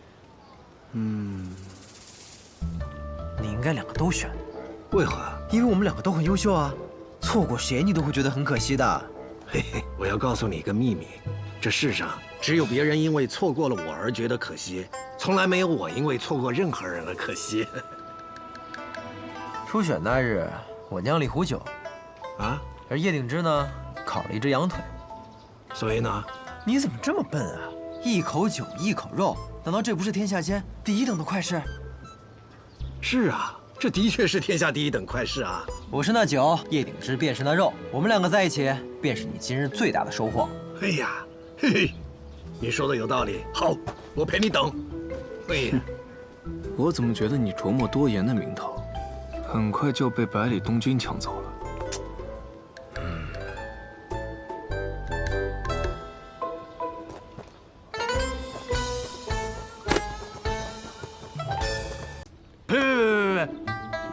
我们霹雳堂雷家在江湖上也是赫有名的，好吧？你喊谁赘婿呢？我弄死你！哎，那你告诉我，你女儿为什么不姓雷啊？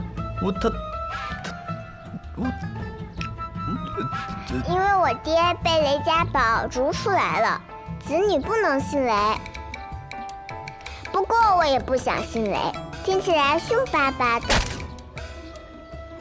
韩姨，我们先回屋，让你爹跟这位叔叔谈他们的事情。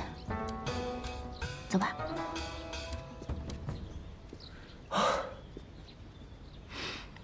行吧，既然你也醒了，师兄带你去见见师傅吧。哎，等等，叶鼎之去哪儿了？他回来了吗？不行，我得去找他。去什么去啊？别去了。王师兄，你回来了。叶鼎之呢？难道他先入学堂了？他呀，他现在在天启城中最安全的地方养伤，美人在侧，浓情蜜意的，你就别管他了。什么意思呀？那么你为什么还不走呢？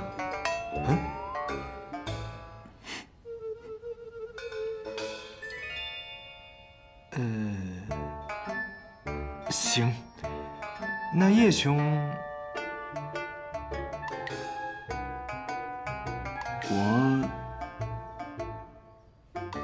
我先不走。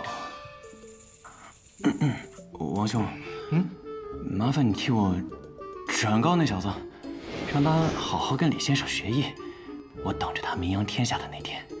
就这？他就说了这些？对啊。王兄弟，那位姑娘救你们的事儿，除了你们之外，还有人知道吗？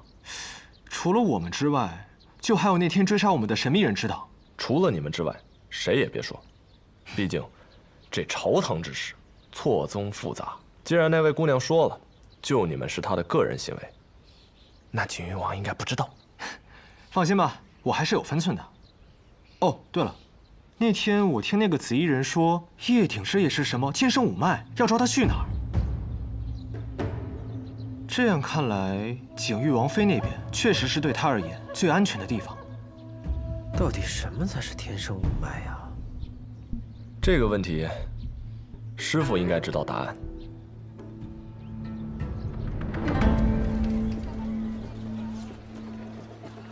我就送二位到这儿了。线下任务完成，我也该回望城山了。多谢王师兄一路照拂，山高水长，我们有缘再见。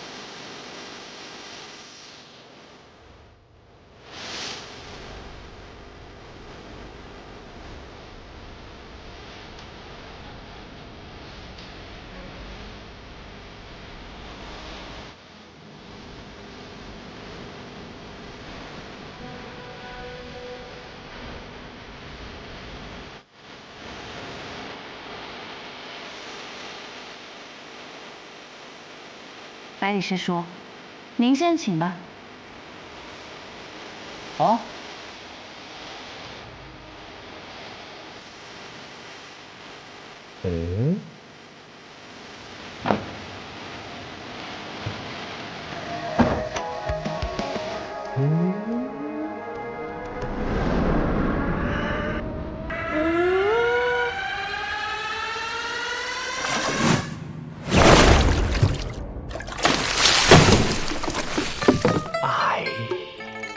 他竟然闪开了！哎呀，失策了！哎呀，我用这个方法整到他诸位师兄，却没想到这个小子居然跟我年轻的时候一样啊，都不是什么好孩子。哎。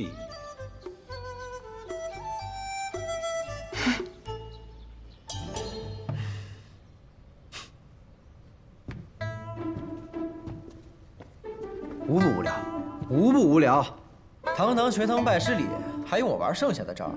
我可是钱东城小霸王，下次能不能换点新鲜的？好了，虽然我们的开场有些遗憾，但是我们言归正传，开始学堂拜师礼。百里东君，尹落霞，我叫萧若风。当然知道了。我是学堂李先生座下七弟子，从今往后，你们可以管我叫七师兄和七师叔。当然，你也可以管我叫小师兄。小师兄，七师叔，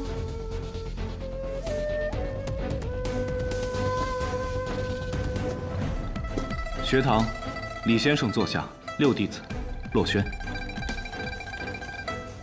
六师兄，六师叔，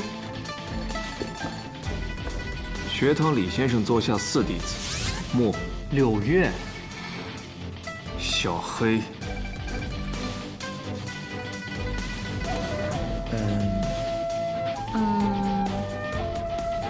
五师叔，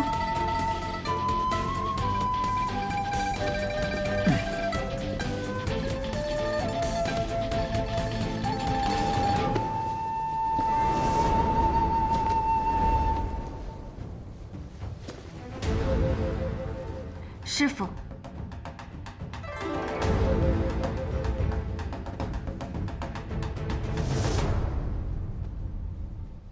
哎呀，这有徒弟的就是不一样，你说是吧？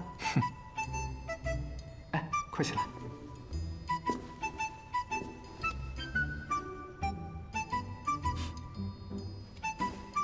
墨尘师兄，柳月师兄。哟，这不是凌云公子顾剑门吗？顾剑门，也就是你的三师兄，哈。而我，乃是学堂李先生座下二弟子，也就是卓墨公子，更是你的二师兄。二师兄，哎，还是雷二听起来更亲切一点啊。没大没小你，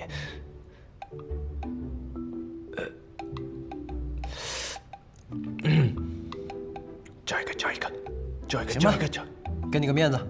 哎，二师兄，二师叔啊，师弟好，师侄儿好。哎，大师兄呢？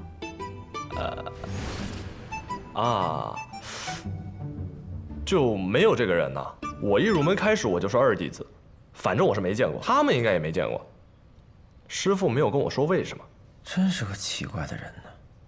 说对了，师父说过，这人呐，要是越奇怪，就越有可能成为绝世的英才。你看我多奇怪，柳月也奇怪，他们也奇怪，而你，这么说你是在夸我喽？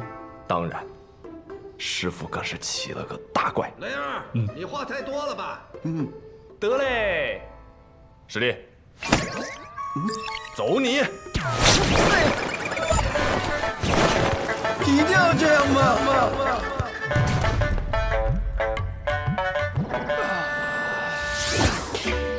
这份大礼我可受不起啊！这是拜师，又不是拜堂。师父，董爸，从今日起，你就是我的小徒弟了。啊，师傅在上，受徒儿一拜。很好。嘿嘿嘿。哎，你刚刚叫我东巴？雷二剑三柳四，黑五炫六风七，到你这儿可不就是东巴了吗？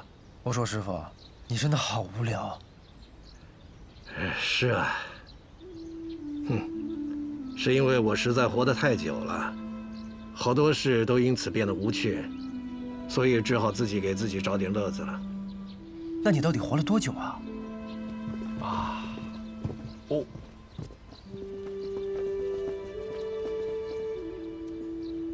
想当年我一见震天引得仙人从9天下凡，他们说我不是人间之才，应当到天上去逍遥。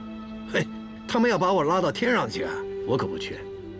仙人就摸了摸我的头说：“那我便赐你长生吧，好好在人间游历一番。”后来这一幕啊，被诗仙看到了，所以便有了那句诗：“仙人扶我顶，解法寿长生。”你说我活了多久啊？真的？废话，当然是假的。这徒弟怎么这么笨呢？都说江湖险恶呢。哎，这样吧，1个月之后我带你去游历一番，让你见识见识什么是江湖的险恶。为何是1个月之后啊？你不是想喝碉楼小筑的秋露白吗？这秋露白啊，1月只出1次。哎，走了，这个月的份额已经没了。没事儿，那就等下个月吧。下个月等你喝够了，咱们就启程啊。对了，师傅，曾有人隐约跟我说我是天生五脉，方才王师兄告诉我，易鼎之他也是天生五脉。到底什么是天生五脉啊？天生五脉，天生五脉是一个幸运又不幸的东西。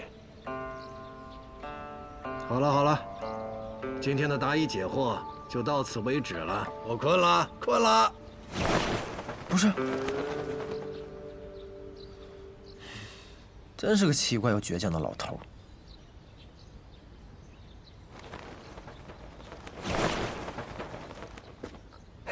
来，告诉我，师傅究竟给你取了什么样的名字？师傅会给你取什么样的名字呢？我觉得你应该叫做百里八。但是莫小黑说师傅那么懒，他只可能取2个字的名字，他觉得你应该叫做李八。所以你到底叫什么呢？东巴。咦。哼。哎，对了，师兄们，师傅跟我说他活得可久了，这老头到底活了多少岁啊？其实我们也不知道，去年吧，他刚过完他的80大寿，今年刚过完70大寿，明年估摸着也该过100岁宴了。他老人家就这样，出门就一张嘴，张口就来，甭理他。东巴，雷二，东巴，雷二，东巴二。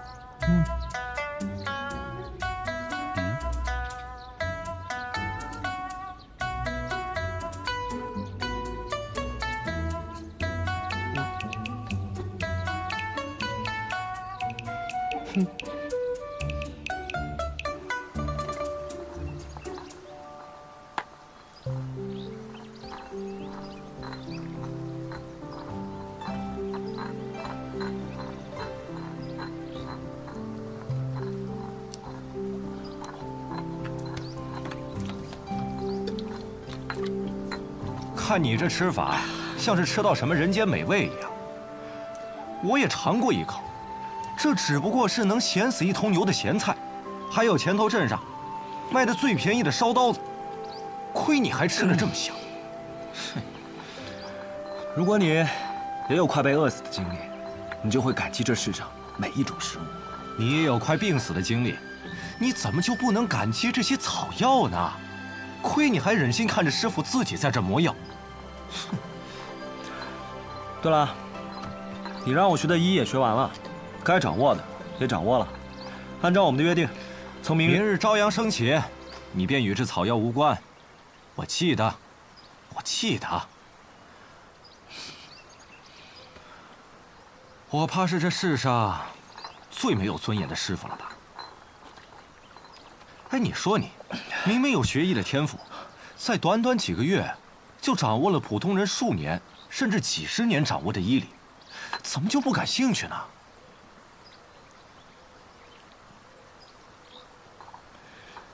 你在这山谷里住了多久？我12岁来到药王谷，如今也有26年了吧。这么久，你会感到孤独吗？这山谷这么僻静，都没有人来，就算是有人来，也都是像我这样的将死之人。我觉得，你这么好的医术，应该到外面才是。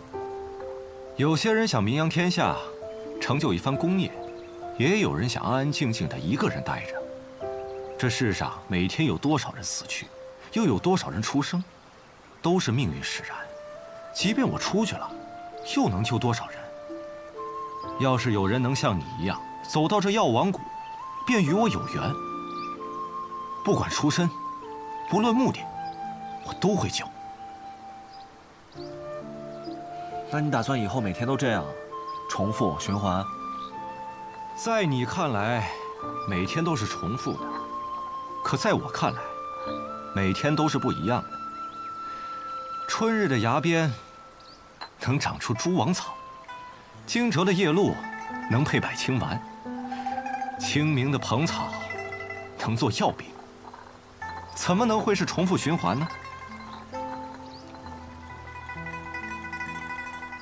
你在想什么？是想你那位朋友吧？是啊，也不知道他在天启城混得怎么样了，是不是还那么嚣张？我千里迢迢的跑过来开酒肆，我是没有准备的。你快跑啊！是不是还被人追着他？是不是旁边还有朋友并肩而立？